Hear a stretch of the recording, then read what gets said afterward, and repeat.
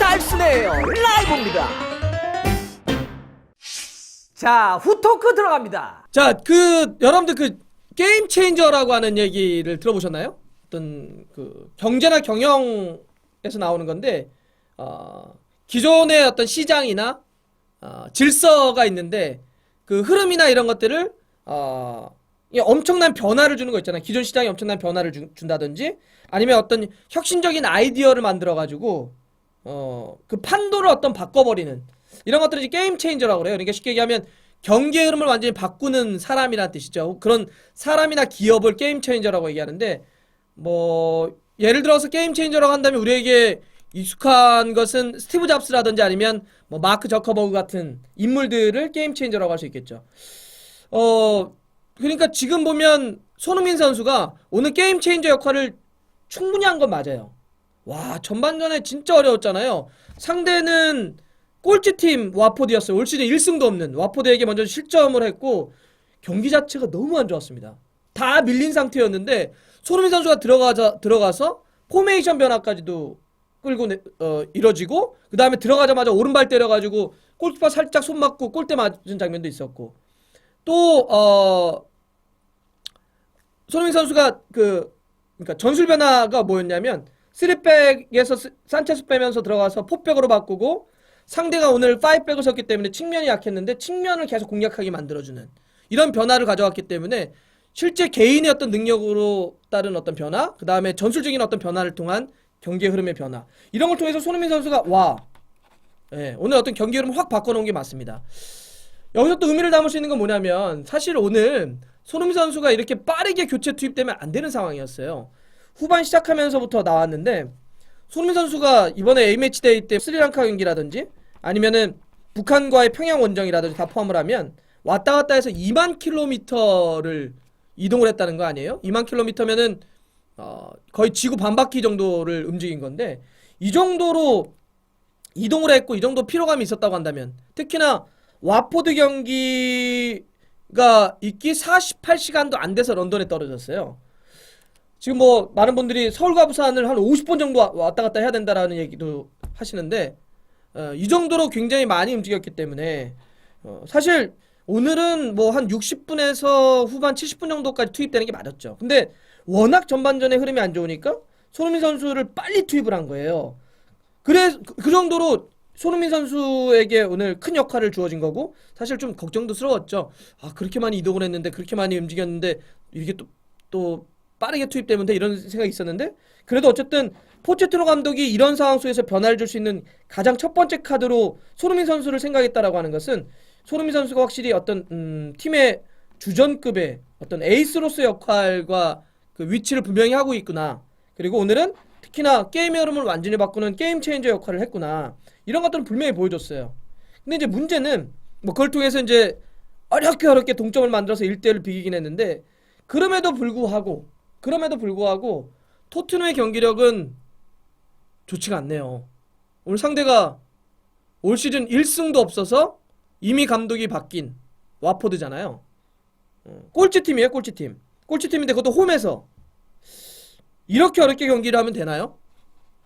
경기를 너무 못했어요. 그러니까 뭐 전술적인 상대 5백을 뚫지 못하는 뭐 측면 쪽에서 움직임이라든지 전술적인 어떤 문제점을 지적할 수도 있겠지만, 전체적으로는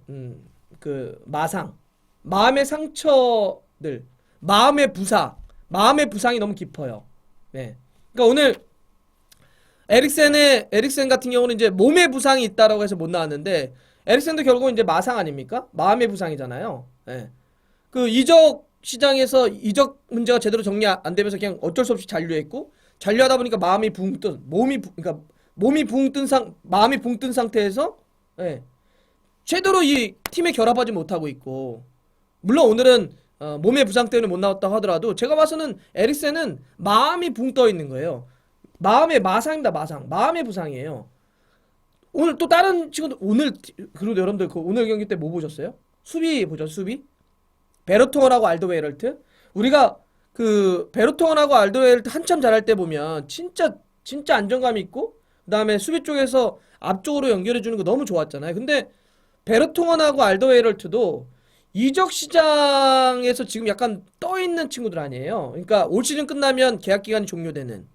데니 로즈는 뭐 조금 더 남긴 했지만 역시 데니 로즈도 이적 시장에서 설왕설래가 되면서 마음이 떠 있는.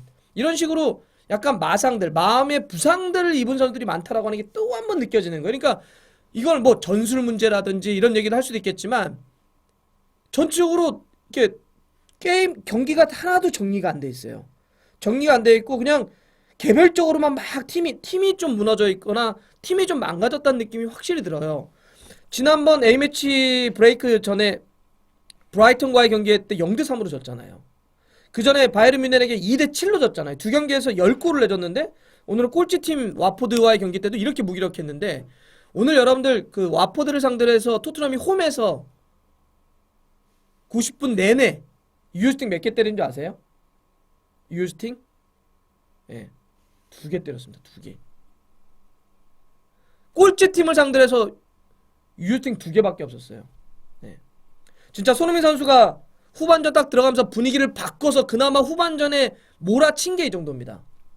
그거 아니었으면 정말 어떻게 할 줄 몰랐던 거였고요. 사실 델리알리 그러니까 아까 뭐 그 마상들 그러니까 마음의 부상을 입은 몇 명의 선수들을 얘기했죠. 에릭센이나 알더웨이럴트, 베르통원, 그다음에 로즈 얘기했지만 그 선수들 말고더라도 전체적으로 좋은 건 아니에요 지금. 네. 예를 들어서 델리알리 같은 경우도 골을 넣긴 했는데 전적으로 그 몸의 밸런스가 좀 무너져 있다는 느낌이잖아요. 좀 몸이 이렇게 좀 불었다는 느낌보다는 확실히 샤프함이 떨어졌어요. 이렇게 예. 샤프함이 좀 떨어졌다는 느낌이고 케인도 확실히 그렇게 좋은 몸은 아닌 것 같아요. 그래서 제가 어디서 봤더니 그 영구 현지에서 그런 얘기를 하더라고요. 그러니까 아까 마음이 붕 떠 있는 선수들이 좋지 않은 영향들을 팀에 계속 미치고 있다는 거예요. 예를 들면 이런 거죠. 자, 봐요. 선수들의 몸이 붕 떠 있어. 그러면 나머지 선수들이 이런 거죠. 아, 뭐야? 저 친구들 왜 저렇게 뛰는 거지? 왜 저렇게 하는 거지?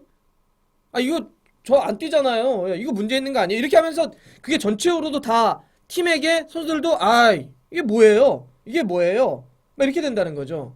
그러니까 지금 이 케인도 알리도 뭐 다 그래요. 예. 오리에도 그렇고 로즈도 그렇고 좋았을 때 한참 좋았을 때 그런 폼을 뭐 유지하지 못하는 것 같아요. 크게는 팀이 좀 진짜 이렇게 확 뭔가 리빌딩이 좀 돼야 될 것 같은데 오늘 꼴찌팀을 상대로 1대1 무승부라뇨. 그것도 홈에서. 더군다나 이제 이 경기 끝나면 3일 뒤에 챔피언스 리그 가져야 되고 그 다음에 끝나면 리버풀 원정 에버튼 원정 가야 됩니다. 머지사이드 쪽으로 2번 원정을 떠나야 돼요. 토트넘이. 오늘 지난번 브라이튼과의 경기 오늘 와포드 경기에서 이 정도의 경기력이라고 한다면 큰일 납니다. 네. 리버풀과의 원정 에버튼과의 원정에서 이렇게 경기하면 진짜 큰일 납니다. 그래서 모르겠습니다. 이게 주중 챔피언스리그 포함을 해가지고 토트넘이 또 얼마큼의 분위기를 바꿔낼지 모르겠지만 뭐 손흥민은 분명 이제 선발로 또 복귀하겠죠. 그런데 이게 손흥민 선수 혼자 힘으로 될 수는 없어요. 예. 뭐 군기 잡아야 된다 이런 얘기도 해주시는데 손흥민 선수가 그렇게 후반전 들어가면서 게임 체인저가 됐다고 하더라도 팀을 전체로 개인이 다 이렇게 바꿀 수는 없어요. 흐름은 손흥민 선수가 바꿨지만 결국 그거를 만들어가거나 완성짓는 건 다른 선수들이 함께 팀으로 해야 되는데 팀이 확실히 한참 좋았을 때 6월에 챔피언스리그 결승전 올라갔을 때 토트넘과 지금의 토트넘은 완전히 하늘과 땅 차이 같아요. 팀이 좀 너무 많이 흔들리고 팀이 좀 깨져 있는 것 같아서 이 팀을 빨리 복원시켜야 될 것 같습니다. 저는 그리고 1월에 겨울 이적 시장 열리면 지금의 마음의 부상을 입은 선수들 서로를 위해서 그만 놓아주는 게 마음이 떠난 사람을 억지로 붙잡는 건 현명한 선택이 되지 못합니다. 그래서 뭐 그거는 포체티노 감독도 얘기하지만 놓아주는 게 어떤 식으로든지 정리하는 게 맞지 않을까 싶어요. 붙잡을 선수가 있다면 과감하게 주급을 주고 붙잡던지요. 어쨌든 간에 어떤 식으로든지 정리는 돼야 될 것 같습니다. 그래야 토트넘이 다시 리플래시를 되거나 혹은 터닝 포인트를 맞이할 수 있을 것 같아요. 예. 자, 좋아요, 구독 걸립니다. 오이 알람 들어갔어요.